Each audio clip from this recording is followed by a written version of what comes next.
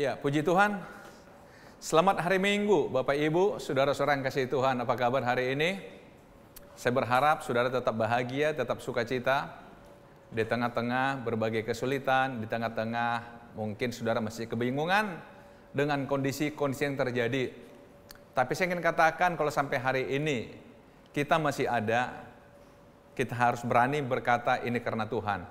Karena berkat Tuhan, karena pertolongan Tuhan, karena perlindungan Tuhan. Sesuai dengan apa yang sudah kita imani pada akhir tahun 2019 dan mengawali tahun 2020.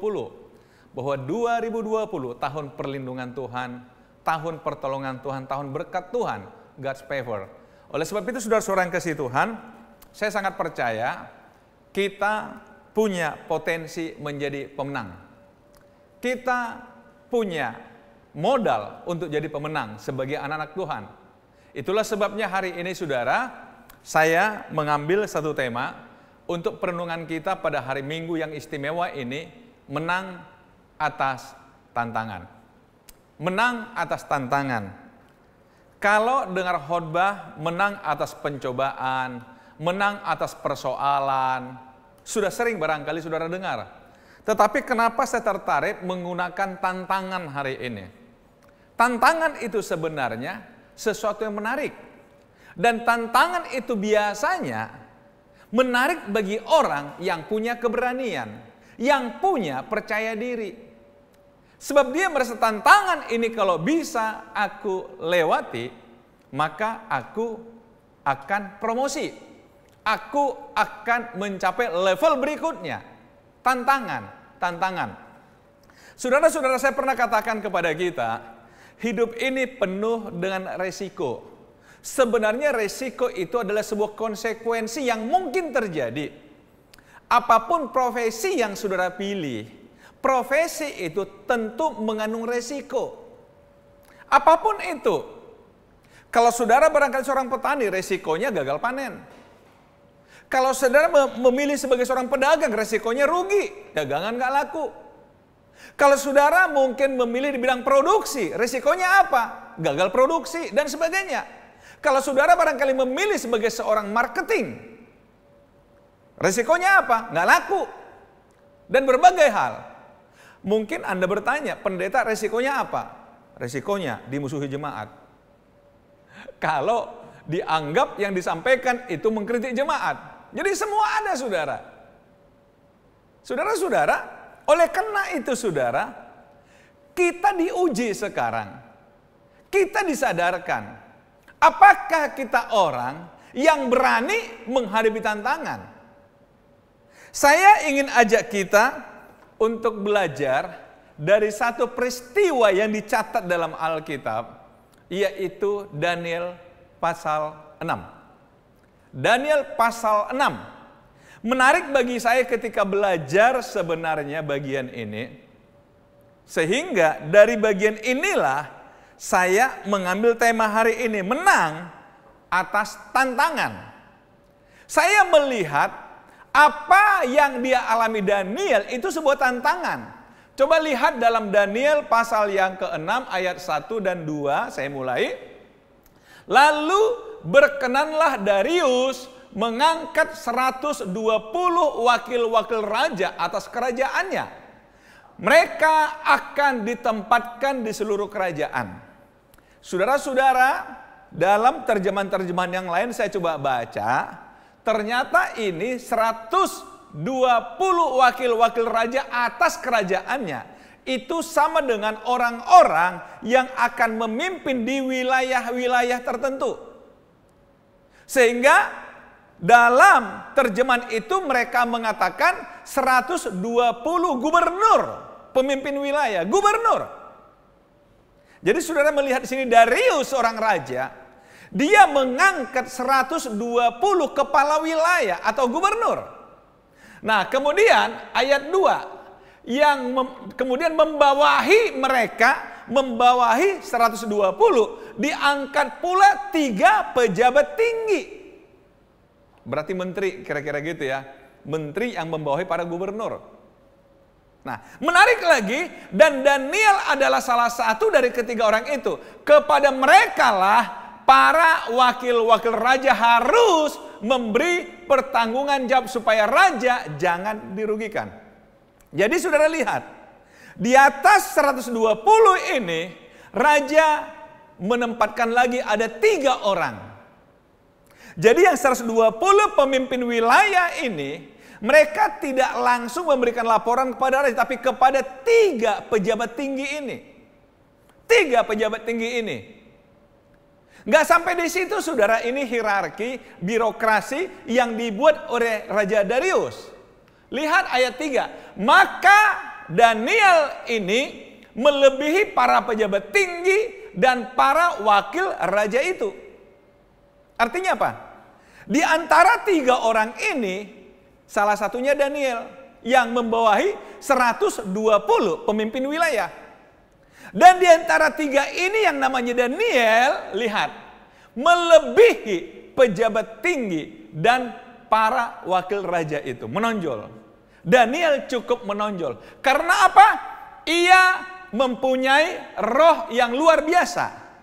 Dan raja, perhatikan, bermaksud untuk menempatkannya, menempatkan dia atas seluruh kerajaannya. Artinya apa? Akhirnya kalau saudara baca berikutnya, raja ingin mengangkat dan menjadi wakil raja. Saudara-saudara, ini satu hal yang secara logika berpikir, apalagi kita coba pahami dalam konteks politik seperti masa-masa sekarang. Daniel ini tawanan perang, orang buangan, orang Israel, dibawa ke Babilonia. Saudara-saudara, tetapi kenapa Daniel ini dapat kesempatan bukan saja satu dari antara 3 pejabat tinggi, tapi raja bermaksud mempromosikan dia menjadi wakil raja, membawahi pejabat-pejabat tinggi di antara 3 itu, dan juga 120 kepala wilayah. Ini bukan hal yang mudah, saudara. Ini bukan hal yang mudah. Saudara, saya pernah belajar, kalau kita bicara birokrasi, katanya itu yang berlaku adalah teori piramida. Atau bahkan ada yang mengilustrasikan seperti botol. Semakin ke atas, semakin kecil mulutnya. Sehingga kalau mau sampai ke atas akan berebut. Kenapa? Semakin ke puncak, semakin kecil jumlahnya. Di bawah barangkali, kalau seperti ini saya nggak tahu berapa banyak masyarakat Babilonia pada masa itu. Tapi itu mereka mulai ada di tengahnya 120 orang. Di atasnya lagi semakin runcing, ada 3 orang. Di atasnya lagi mau diangkat 1 orang yang menjadi perwakilan raja. Dan saudara lihat, yang bisa sampai di situ hanya 1 orang. Nggak bisa 2 orang, nggak bisa 3 orang. Kalau hanya 1 orang berarti dia haruslah orang yang terbaik dari semua bangsa. Baru bisa sampai di situ. Saudara-saudara, ini bukan yang mudah bagi Daniel untuk bisa sampai, tapi ternyata raja memutuskan akan mengangkat dia. Saudara, itu jadi persoalan. Itu jadi tantangan. Karena apa? Tentu orang-orang yang hidup pada masa itu, yang merasa mereka bangsa yang sebangsa dengan raja, nggak siap. Nggak siap. Sehingga saudara lihat di dalam ayat yang keempat, kemudian para pejabat tinggi dan wakil raja itu mencari alasan dakwaan terhadap Daniel dalam hal pemerintahan. Lihat, kemudian para pejabat tinggi dan wakil raja itu mencari alasan dakwaan terhadap Daniel dalam pemerintahan. Kenapa? Karena mereka juga menginginkan jabatan itu. Saya berpikir begini, saudara ya. Kadang-kadang orang berkata, aduh, bisnis susah pak, saingan banyak. Saya katakan begini, kalau saingan banyak, berarti bisnis itu menjanjikan. Kalau nggak ada saingan, justru saudara nggak perlu teruskan bisnis, berarti nggak menjanjikan. Setuju saudara? Karena memang pepatah mengatakan ada gula, ada semut. Sebuah jabatan yang punya gengsi, tentu semua orang menginginkannya. Coba lihat, kalau ingin orang jadi punya jabatan kepala daerah, bupati, wali kota, wow, kerja kerasnya luar biasa, bangun tim luar biasa, gubernur, presiden, waduh, coba lihat, kenapa? Kenapa banyak orang pengen menduduki jabatan itu? Karena memang jabatan itu punya berbagai keuntungan, punya gengsi yang tinggi. Nah, hal yang sama terjadi pada Daniel. Ketika para pejabat melihat Daniel adalah satu dari antara 3 pejabat tinggi, apalagi barangkali mereka sudah mendengar bahwa raja sedang mencari satu di antara 3 pejabat tinggi untuk menduduki jabatan wakil raja. Dan mereka mulai menyadari, kayaknya Daniel ini di atas rata-rata. Sehingga terjadilah ini apa? Mereka mencari alasan dakwaan terhadap Daniel dalam hal pemerintahan. Tapi menarik, tetapi mereka tidak mendapat alasan apapun atau sesuatu kesalahan. Hebat ya. Sehingga orang katakan sekarang ini, kalau Anda mau aman sebagai seorang pejabat negara, jangan sampai Anda punya celah. Jangan sampai ada kesalahan. Jangan sampai ada beban masa lalu yang akan diangkat orang. Saudara, berapa kali terjadi di negeri ini, saudara, baru diangkat jadi pejabat, besoknya langsung diberhentikan. Karena apa? Diangkat bahwa dia punya kesalahan. Itu resiko. Jadi semakin saudara menginginkan pejabat yang tinggi, hati-hati. Kalau engkau punya masalah di masa lalu, punya kesalahan di masa lalu, itu berpotensi menjatuhkan saudara. Saudara-saudara lihat, sering terjadi seperti itu, betul? Udah dulu pada jabatan tapi akhirnya jatuh karena kesalahan masa lalu. Ini resiko. Tapi yang menarik adalah Daniel ini tidak ditemukan kesalahan apapun pada dirinya.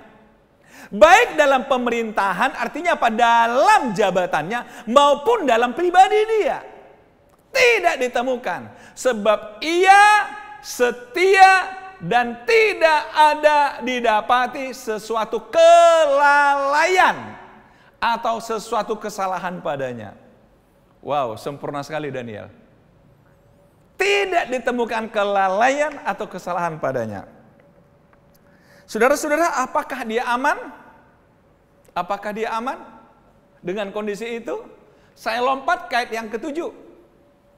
Semua pejabat tinggi kerajaan itu, semua penguasa dan wakil raja, para menteri dan bupati telah mufakat. Bayangin saudara, berapa banyak orang yang menjadi pesaing dari Daniel. Berapa banyak yang dilihat? Semua pejabat tinggi kerajaan, berarti tadi 3. Oke, kurangi dia, berarti tinggal 2. Semua penguasa dan wakil raja 120. Kemudian para menteri dan bupati telah mufakat. Semua yang ada di pemerintahan. Bayangin.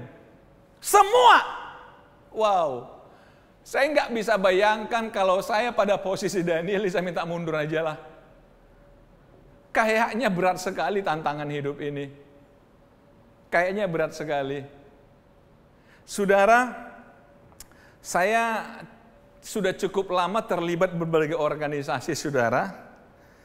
Saya pernah katakan kepada teman-teman saya, organisasi-organisasi, jabatan organisasi yang saya pimpin membuat saya kehilangan teman-teman. Karena apa, saudara? Sebagai seorang pemimpin, kita ini harus berani membuat keputusan. Dan keputusan kita bisa saja itu nyenggol teman sendiri. Tapi seorang pemimpin harus berani untuk membuat keputusan. Makanya saya bilang, saya kehilangan teman-teman.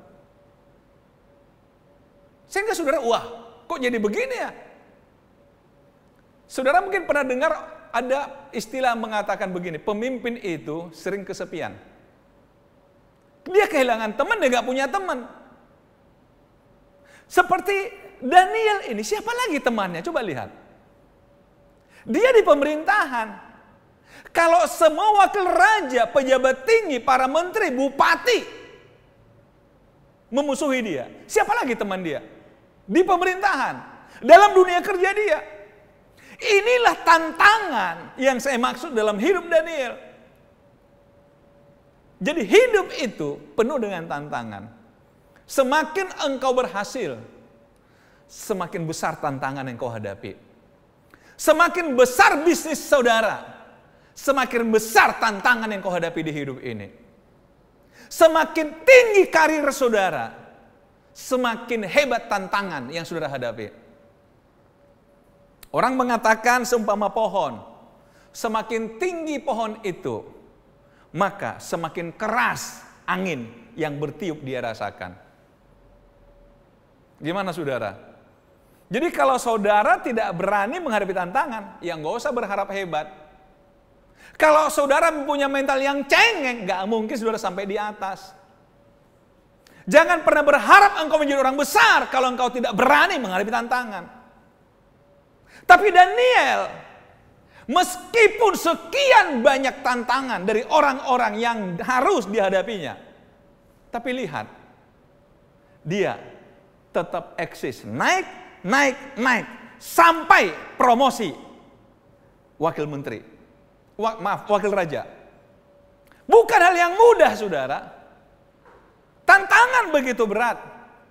Tetapi lihat, selalu diupayakan untuk menjatuhkan dia. Lihat, mereka bermufakat apa? Supaya dikeluarkan kiranya suatu penetapan raja dan ditetapkan suatu larangan agar barang siapa yang dalam 30 hari menyampaikan permohonan kepada salah satu dewa atau manusia kecuali kepada Tuanku, ya raja, maka ia akan dilemparkan ke dalam gua singa. Artinya apa? Para pejabat ini menemukan satu-satunya celah adalah masalah keyakinan, masalah agama. Ini satu-satunya. Jadi saudara, orang-orang hebat pada masa itu, para pejabat tinggi, para gubernur, para bupati, para menteri, tidak lagi berpikir masalah kompetensi, masalah kualitas. Karena apa? Mereka tidak pernah rela kalau Daniel menjadi atasan mereka. Satu-satunya mereka temukan apa? Masalah keyakinan, masalah ibadah yang berbeda, masalah keyakinan yang berbeda. Itulah sebabnya saudara, mereka ambil itu sebagai sebuah poin dan mereka bermufakat, mereka bersepakat mengajukan rancangan undang-undang. Wah, ini keren istilahnya ini. Supaya raja membuat peraturan yang melarang orang diuji coba dalam 30 hari ke depan menyembah kepada siapapun kecuali kepada raja. Saudara lihat ayat 9, saya lompat. Sebab itu Raja Darius membuat surat perintah dengan larangan itu. Raja Darius ini orang yang polos, saudara. Dia tidak begitu paham bahwa target orang-orang membuat undang-undang ini adalah orang kesayangannya dia. Akhirnya saudara, gol. Keluar surat dari presiden. Kalau masa kini, kalau dulu Raja Darius membuat surat perintah dengan larangan sesuai dengan yang dirancang oleh para pejabat tadi, saudara.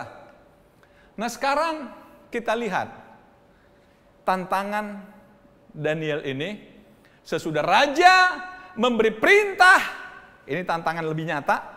Lalu diambillah Daniel dan dilemparkan ke dalam gua singa.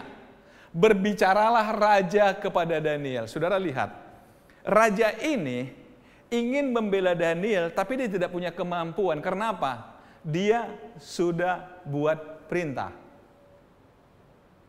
Kalau saudara baca sebelumnya, para pejabat udah pintar mengatakan bahwa perintah ini tidak boleh dibatalkan oleh siapapun, termasuk oleh raja. Terjebak raja. Lihat, sesudah itu raja memberi perintah, lalu diambillah Daniel dan dilemparkan ke dalam gua singa. Berbicaralah raja kepada Daniel. Ini bicara di hatinya. Allahmu yang kau sembah dengan tekun, dialah kiranya yang melepaskan engkau. Karena raja merasa, saya tidak punya daya untuk melepaskan engkau Daniel. Karena saya sudah buat perintah, dan gak mungkin saya langgar perintah saya. Tapi biarlah Allahmu yang akan melepaskan engkau. Sudah ditantangan. Mungkin kalau kita berkata raja, engkau kan raja. Engkau kan bisa buat perintah kedua yang membantah perintah pertama. Sering orang katakan begini, dalam ilmu kepemimpinan hanya 2 aturan. Aturan pertama adalah pemimpin tidak pernah salah. Aturan kedua, kalau pemimpin salah, lihat aturan pertama. Nah iya kan? Ya mungkin, kalau seperti kita pada posisi Daniel berkata, raja, yang buat aturan kan engkau, yang buat perintah kan engkau berhak membatalkannya. Tetapi raja, ini konsisten saudara. Ini hebatnya dia. Tapi saya lihat di sini sudah justru karena raja ini orang yang punya kapasitas, karena raja ini orang yang konsisten, yang punya integritas, sehingga dia mencari juga orang-orang yang punya integritas untuk menjadi pejabat di bawah dia. Saudara lihat, ini tantangannya. Akhirnya Daniel harus masuk ke gua singa.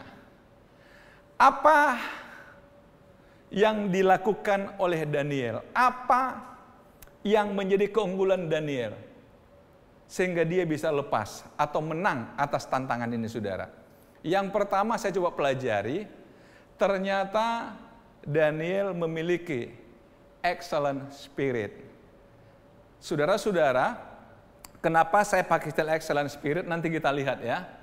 Lihat ayat yang ketiga dalam Daniel ini. Maka Daniel ini melebihi para pejabat tinggi dan para wakil raja itu, karena ia mempunyai roh yang luar biasa, dan raja bermaksud untuk menempatkannya atas seluruh kerajaannya. Jadi saudara, yang membuat Daniel unggul adalah yang pertama, dia memiliki excellent spirit. Saudara, saya coba baca sebenarnya ayat ini dalam bahasa Inggris, kata roh yang luar biasa. Ada 2 kata yang digunakan dalam bahasa Inggris. Kata yang pertama adalah extraordinary spirit. Kata yang kedua excellent spirit. Yang kalau kita coba terjemahkan dalam terjemahan bebas, ini semangat yang di atas rata-rata. Semangat yang unggul melebihi apapun. Jadi semangat. Daniel ini seorang pemimpin yang bersemangat. Daniel seorang pemimpin yang extraordinary, yang tidak biasa, di atas rata-rata. Semangat dia luar biasa saudara. Saya ingin ajak saudara coba merenungkan ya. Orang yang bersemangat itu, dia tidak pernah berhenti berpikir. Selalu cari cara ketika ada kesulitan. Dia bukan orang yang mau menyerah. Selalu dia punya prinsip, pasti ada jalan. Dia bukan orang yang bisa diam. Selalu cari cara, berinovasi, berimprovisasi. Karena semangat. Semangat hidup. Jadi tantangan itu bagi dia, itu sebuah seni. Tantangan itu sesuatu yang harus dikalahkan. Tapi beda dengan orang yang punya semangat, saudara. Dia akan mundur. Dengan mengatakan, bukan saya nggak mau, tapi lihat. Tantangannya begitu berat, siapa yang bisa? Tapi Daniel, saudara tadi sudah saya katakan di depan, 120 pemimpin wilayah, pejabat tinggi, ditambah lagi para bupati. Ini tantangannya begitu berat. Gimana saudara kalau saudara punya musuh?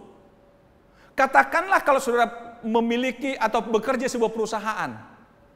Saudara memang punya posisi, tapi semua orang dalam perusahaan nggak suka sama saudara. Saudara bisa buat apa, saudara? Saudara katakan, untuk apa saya bekerja di sini kalau semua orang memusuhi saya? Saudara barangkali meminta mundur. Tapi Daniel tidak. Bagi dia ini sebuah tantangan yang harus dikalahkan. Dia nggak mau menyerah dengan kondisi itu. Karena apa? Dia punya excellent spirit. Dia punya extraordinary spirit. Saudara-saudara lihat, kondisi sekarang ini, saudara lihat orang yang punya semangat, justru menjadikan kondisi ini sebagai peluang untuk memulai sebuah bisnis baru. Tapi bagi orang yang tidak punya excellent spirit, extraordinary spirit, mereka katakan, ya sudahlah, kita tunggu matinya aja lah. Akhirnya hanya protes ke sana, protes sini, marah ke sana, marah ke sini. Merasa bahwa dia orang yang perlu dibantu. Minta maaf saudara, seminggu yang lalu saya menulis di Facebook saya, jika kita menggunakan kelemahan kita untuk dikasihani, kita kehilangan kesempatan menjadi berkat. Tetapi jika kita menggunakan kelemahan kita untuk membangkitkan, membangun orang yang lemah, maka kita telah menjadi berkat. Saudara, itu saya ketik di sebuah warung kopi, di sebuah kafe. Ketika saya, ya memang orang katakan, wah ini pendeta lagi lockdown kok masih berani ke kafe. Saudara-saudara, saya suka kopi soalnya. Jadi satu sore saya ajak istri saya, yuk cari kopi yuk. Nah biasa saudara, begitu kita baru duduk, udah mulai ada orang, mohon maaf. Datang pengemis satu, mulai menunjukkan kelemahannya untuk meminta belas kasihan. Berlalu dia datang lagi satu dengan pola yang sama. Datang lagi satu dengan pola yang sama. Seolah-olah ingin mengatakan apa? Kasihanilah aku punya kelemahan. Saya sedih saudara, saya sedih. Karena apa? Di sisi lain, saudara lihat televisi, Kick Andy suka mengangkat orang-orang yang punya berbagai keterbatasan. Tapi dia menjadi orang unggul, di atas rata-rata. Ini yang saya maksud. Ini yang saya maksud saudara. Jangan gunakan keterbatasanmu untuk meminta belas kasihan. Saudara-saudara lihat. Orang yang punya spirit seperti Daniel ini, semangat seperti Daniel. Dia tahu berbagai tantangan. Tetapi dia nggak mau mundur. Dia ingin menang. Ini yang pertama saudara yang dimiliki Daniel. Yang kedua, apalagi saudara? Semangat aja nggak cukup.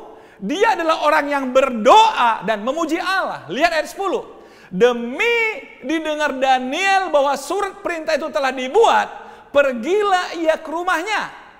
Dalam kamar atasnya ada tingkap-tingkap yang terbuka ke arah Yerusalem. 3 kali sehari ia berlutut, berdoa, serta memuji Allahnya. Seperti yang biasa dilakukannya. Saudara coba bayangkan. Ini ancamannya mati loh. Gua singa. Begitu perintah itu sampai ke telinga Daniel. Apa yang lakukannya? Apakah dia masuk ke kamarnya, kemudian mengambil secari kertas, dan mulai menyusun satu kalimat pengunduran diri? Tidak. Dia tahu ancamannya mati. Tapi orang yang punya excellent spirit, dia tahu kepada siapa dia pergi. Tidak ada yang berpihak pada dia kecuali dia tahu, aku punya Tuhan yang berpihak kepadaku. Aku punya Tuhan yang masih menghargai kebenaranku. Kalaupun raja menghargai tapi nggak bisa buat apa-apa, aku punya Tuhan. Makanya dia berdoa dan memuji Allah. Berlutut berdoa serta memuji Allahnya.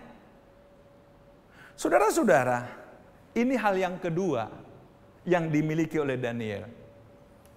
Dan saya ingin katakan kepada saudara, ketika engkau merasa lingkungan tidak berpihak padamu, datanglah pada Tuhan. Ketika engkau merasa ancaman begitu kuat kepadamu, intimidasi begitu masif, datanglah kepada Tuhan. Karena hanya Tuhan tempat kita mengadu. Amin, saudara. Berdoa, berlutut. Dia tidak mau menyerah pada kondisi itu. Karena dia meyakini Tuhan yang membawa saya ke Babilonia, Tuhan yang beri kesempatan saya mendidik jabatan ini, selanjutnya saya kembalikan kepada Tuhan, supaya Tuhan mengamankan saya, supaya Tuhan memberi solusi kepada saya. Dia tidak mau gunakan trik-trik, dia nggak mau gunakan negosiasi sana-sini, tidak. Tapi dia memilih berdoa, memuji Allah. Yang ketiga, saudara, saya menemukan dia orang yang berintegritas, tetap peran integritasnya. Lihat ayat 22, Allahku telah mengutus malaikat-malaikatnya. Saudara-saudara, sebelum ke ayat ini saya mau cerita. Sehingga ketika Daniel dimasukkan ke gua singa, pagi-pagi benar Raja Darius sudah memanggil Daniel, Daniel. Kenapa dia panggil? Karena sebelumnya dia katakan apa? Daniel, kiranya Allahmu menyelamatkan engkau. Berarti di hati kecil raja ini ada satu keyakinan. Daniel ini pasti berhasil karena dia punya Tuhan yang melindungi dia. Itulah sebabnya pagi-pagi dia teriak, Daniel, Daniel. Kaget dia, Daniel bersuara. Ya Tuanku Raja, selamatlah Tuanku Raja. Wow, apa yang terjadi Daniel? Maka jawab Daniel, Allahku telah mengutus malaikat-malaikatnya untuk mengatupkan mulut singa-singa itu. Mengapa Allahku yang melakukan? Karena dia berlutut berdoa, memuji Allah. Maka dia kata, Allahku telah mengutus malaikatnya untuk mengatupkan mulut singa-singa itu, sehingga mereka tidak mengapa-apakan aku. Karena ternyata aku tak bersalah di hadapannya, tetapi juga terhadap Tuanku, ya Raja, aku tidak melakukan kejahatan. Wah, berani sekali nih Daniel. Kalau kita berani nggak mengatakan, aku nggak bersalah terhadap Tuanku Raja, ini kan sebuah serangan balik. Soalnya mengatakan, aku nggak bersalah pada, tapi kenapa Raja tega sih buat aku ke gua singa? Bisa ditangkap saudara? Tapi ini, Daniel menyampaikan ini untuk mengatakan apa? Saya coba pahami sederhana seperti ini, saudara. Lihat, ternyata aku tak bersalah di hadapannya. Kenapa? Nggak bersalah pada Raja karena Daniel tidak mau menyembah apapun kecuali Tuhan. Nggak bersalah, betul? Yang kedua, kenapa juga dikatakan tetapi juga terhadap Tuanku ya Raja, aku tidak melakukan kejahatan. Artinya apa? Raja tolong pahami, ini keyakinanku. Dan kalaupun engkau keluarkan sebuah perintah, aku bukan melanggar, tetapi aku siap menerima konsekuensi dari keyakinanku. Buktinya, aku masuk gua sini, aku terima kok. Dia orang yang siap ambil resiko. Maka dia katakan, aku gak bersalah pada Tuanku loh. Kenapa? Aku berani ambil resiko dari keputusanku. Ya aku gak bersalah. Bisa ditangkap saudara? Saya coba ajak saudara membandingkan hidup berintegritas Daniel ini saudara, di dalam Daniel pasal 1. Coba baca ya. Daniel berketetapan hati untuk tidak menajiskan dirinya dengan serta meraja dan dengan anggur yang biasa diminum raja. Dimintanyalah kepada pemimpin pegawai istana itu supaya ia tak usah menajiskan dirinya. Maka Allah mengaruniakan kepada Daniel kasih dan sayang dari pemimpin pegawai istana itu. Perhatikan ayat 10. Tetapi berkatalah pemimpin pegawai istana itu pada Daniel. Ini awal-awal waktu Daniel ikut seleksi di Daniel pasal 1. Jadi ketika raja membuat sebuah aturan bahwa orang harus dikarantina dengan protokol seperti ini. Wah, ini pakai protokol lagi nih. Prosedur seperti ini. Tapi dia mengatakan, ya itu peraturan saya hormati. Tapi dia berketetapan hati untuk tidak menajiskan dirinya. Karena apa? Karena memang ada perbedaan prinsip pada masa itu. Saudara-saudara, Daniel katakan apa? Tetapi berkatalah pemimpin pegawai istana itu pada Daniel, aku takut. Kalau tuanku raja yang telah menetapkan makanan, ini peraturan raja, yang tuanku raja yang telah menetapkan makanan dan minumanmu berpendapat bahwa kamu kelihatan kurang sehat daripada orang-orang muda lain yang sebaya dengan kamu, sehingga karena kamu aku dianggap bersalah oleh raja. Berarti di sini ada sebuah pelanggaran kalau Daniel diperlakukan beda. Makanya pemimpin ini mengatakan, saya nggak berani. Tapi saudara lihat, yang terjadi pada hidup Daniel adalah, Alkitab mencatat, uji aja. Dan terdapat saudara, Daniel 10 kali lebih dari orang-orang yang ikut seleksi itu saudara. Lihat, integritas. Integritas. Dia berintegritas. Itulah sebabnya apa? Dia katakan, saya nggak bersalah pada raja karena saya tidak melanggar perintah raja. Saya hanya menolak karena itu bertentangan dengan keyakinan saya. Dia punya prinsip. Sebab itu saudara menang atas tantangan. Tantangan apa di hidup saudara? 3 hal ini saudara kita miliki. Kalau kita belajar Daniel, yang pertama, dia punya excellent spirit. Semangat yang luar biasa, extraordinary spirit, saudara. Di atas rata, semangat itu membuat kita tidak pernah kalah dengan tantangan, karena kita punya semangat. Yang kedua, tetaplah berdoa kepada Tuhan di tengah-tengah tantangan, sehingga terjadi yang ketiga, saudara. Yang berikutnya, Tuhan yang mengatupkan mulut para singa lewat malaikatnya. Dan yang ketiga, miliki hidup berintegritas. Artinya apa? Baik kepada raja aku nggak bersalah, kepada Tuhan aku tidak bersalah. Integritas orang katakan adalah melakukan apa yang dikatakan. Artinya apa? Konsisten hidup dia. Saya berharap saudara, ini mendorong kita untuk berani menghadapi tantangan hidup ini. Seberat apapun tantangan, tapi tetap punya motivasi dalam hidup. Tetap bersemangat. Amin saudara.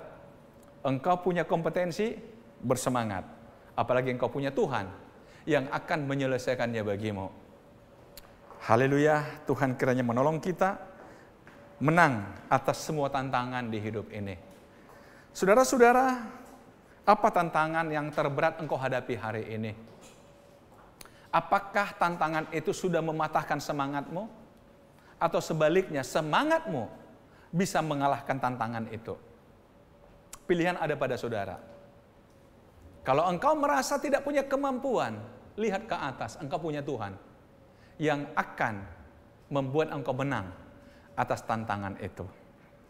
Tuhan Yesus menolong kita. Haleluya.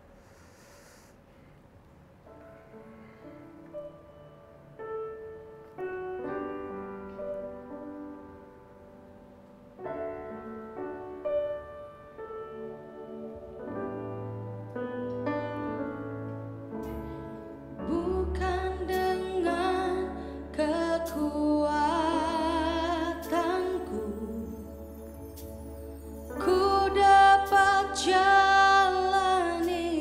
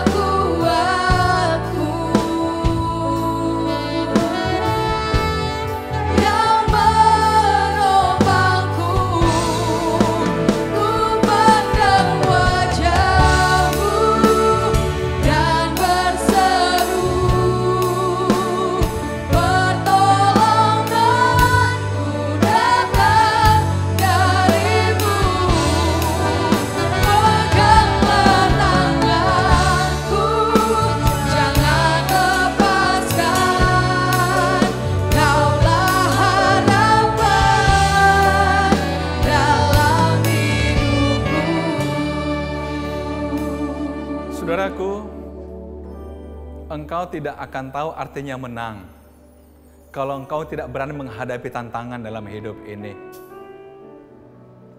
Engkau tidak akan pernah naik kalau engkau tidak mampu mengalahkan tantangan dalam hidup ini. Jangan pernah menyerah, karena kita punya Tuhan. Kalau Tuhan sudah membawa engkau naik, maka Tuhan juga ada bersamamu di tempat itu. Tantangan kiri kanan boleh mengintimidasi engkau. Tetaplah melihat kepada Tuhan. Bukan lagi dengan kekuatan, tapi Tuhan ada untukmu. Ku pandang wajah-Mu dan berseru, pertolonganku datang dari-Mu. Peganglah tanganku, jangan lepaskan. Kaulah harapan dalam ku pandang wajah-Mu. Ku pandang wajah-Mu dan berseru, pertolonganku datang dari-Mu. Peganglah tanganku, jangan lepaskan. Kaulah harapan dalam hidupku. Bapa, Engkau sudah membuktikan bahwa Engkau bukan Allah yang diam, tapi Engkau selalu berpihak pada anak-anak Tuhan ketika anak-anak-Mu menghadapi tantangan yang luar biasa berat dalam hidup. Engkau sudah buktikan bahwa hamba-Mu Daniel bisa menang atas tantangan yang begitu berat, karena dia memiliki excellent spirit, karena dia orang yang berdoa kepada Tuhan, karena dia punya integritas. Kami ingin belajar Tuhan melalui hidup hamba-Mu ini. Tolonglah kami Tuhan, tidak melihat tantangan sebagai sesuatu yang menakutkan, tapi buat kami berani untuk menghadapi semua kesulitan tantangan di hidup ini. Tuhan pasti membuat kami menang. Menang atas penyakit, menang atas masalah-masalah bisnis, menang atas masalah-masalah keluarga. Selama kami punya semangat, kami pasti menang ya Bapa. Berkatilah jemaat-Mu yang mendengarkan firman-Mu hari ini ya Tuhan. Berkati rumah tangga mereka, berkati sisi rumah mereka, jagai, lindungi mereka dari segala sakit penyakit, dari segala mara bahaya dan kecelakaan. Berkati juga usaha jemaat-Mu. Biarlah dalam masa-masa sulit sekalipun, semangat mereka tetap terpelihara untuk menemukan cara-cara yang lebih baik dalam mengembangkan bisnis mereka ya Bapak. Bapak, kami terus berdoa untuk bangsa dan negara kami Indonesia. Berkatilah bangsa dan negeri ini. Biarlah Tuhan masa transisi yang mulai terjadi, Tuhan jaga, Tuhan pelihara, Tuhan lindungi, sehingga negeri ini bisa kembali aman seperti semula, bahkan lebih baik dari hari-hari sebelumnya ya Bapak. Para pemimpin kami diberkati Tuhan, diberikan hikmat oleh Tuhan untuk memimpin negeri ini. Berkati kota kami, kota Medan, kota di mana kami berdiam. Biar sejahtera, ketentraman, kedamaian juga ada di kota ini. Terima kasih Bapak. Sebentar kami hari ibadah kami, karena Tuhan tetap bersama dengan kami. Baik ketika kami di rumah, maupun ketika kami keluar dari rumah kami. Tangan Tuhan tetap menjaga dan melindungi kami. Terima kasih Bapa. Kami akhiri ibadah ini dengan bersyukur pada Bapa. Dalam nama Tuhan Yesus Kristus. Haleluya. Jemaat Tuhan, mari buka hatimu. Arahkanlah kepada Tuhan dan terimalah berkat Tuhan. Karena Tuhan memberkati engkau berlimpah-limpah. Karena Tuhan memperluas wilayahmu. Tangan Tuhan yang kuat melepaskan engkau dari segala yang jahat. Sakit penyakit pun tidak akan menimpa engkau. Turunlah berkat damai sejahtera dari Allah Bapa, kasih karunia dari Yesus Kristus Tuhan, penghiburan, kekuatan, pertolongan Roh Kudus, menyertai engkau kemanapun engkau pergi, dan membuat engkau berhasil apapun yang kau kerjakan, hari ini, besok, sampai Maranatha, Yesus kembali. Dalam nama Tuhan Yesus Kristus. Haleluya. Sama-sama katakan amin. Selamat hari Minggu. Tuhan Yesus memberkati kita.